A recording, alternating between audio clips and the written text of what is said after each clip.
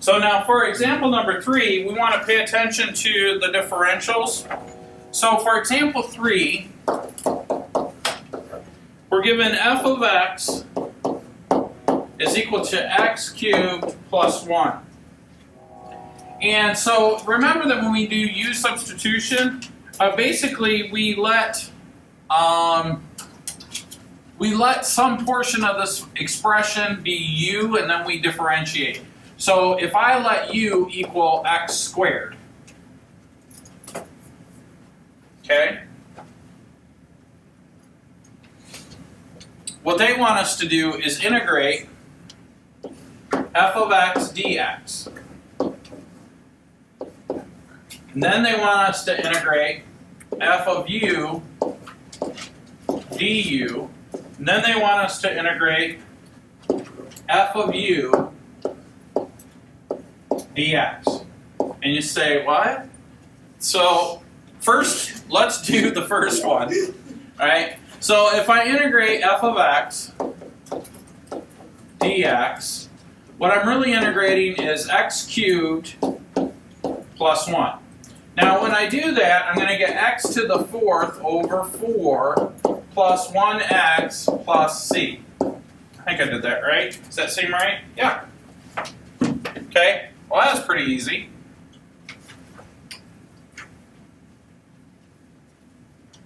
Now, if I wanted to do, for the next one, it says do f of u du.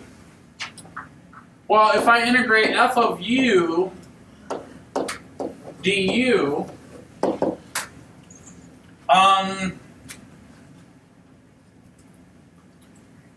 that's a little different. If I do u cubed plus 1, right? If I integrate it like this, whoops, du.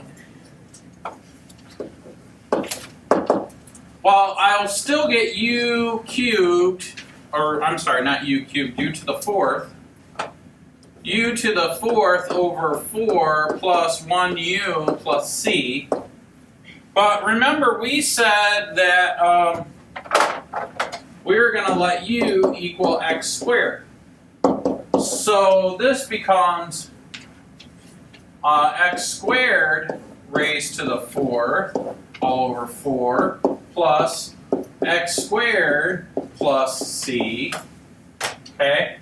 And so then if you push this through, you get x to the 8th over 4 plus x squared plus c. Now that's a little bit different answer. Okay.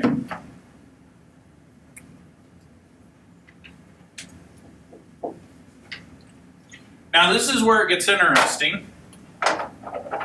If I were to say do f of u, whoops, wrong one, with regards to x, so I would say f of u dx, this is where it gets interesting. This is where we have to pay attention. By the way, all this f of u stuff and all this stuff, this dx stuff that I'm writing down, that's Leibniz notation. So as we go through these different things,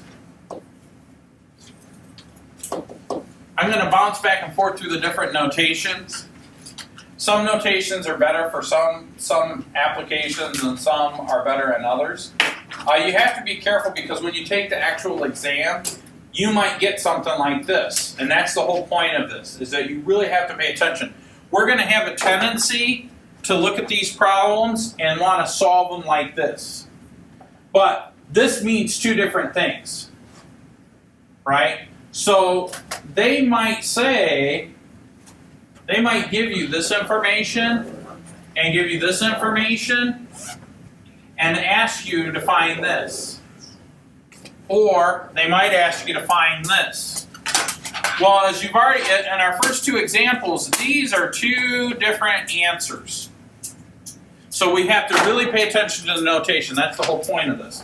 So let's do the last one, because this is where it gets interesting. F of u du. Now this is where it gets interesting, because we're gonna say u cubed plus 1.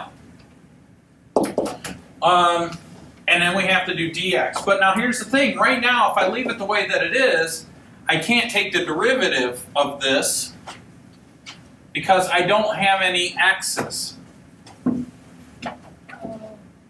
Alright, I have u's.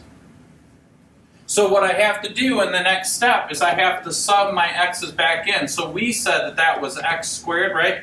Remember we said that u was equal to x squared. So now if I substitute in my x squared for u, now I could take the derivative with respect to x. See how I did that? So I'm going to integrate x to the 6th plus 1 dx. Well, now that's x to the 7th over 7 plus 1x plus c. Right?